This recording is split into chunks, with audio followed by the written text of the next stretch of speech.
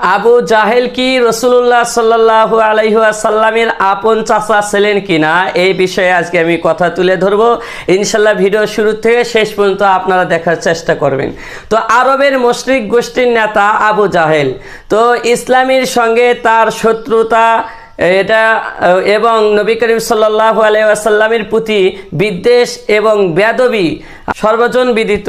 তার সম্পর্কে কোনো মানুষকে বলতে শোনা গেছে যে সেও নবী করিম সাল্লাল্লাহু আলাইহি ওয়াসাল্লামের আপন চাচা ছিল।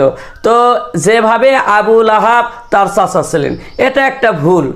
কারণ আবু লাহাব খাজা আবদুল্লাহর ভাই এবং রসুল্লাহ সাল্লাল্লাহু আলাইহি ওয়াসাল্লামের চাচা ছিলেন।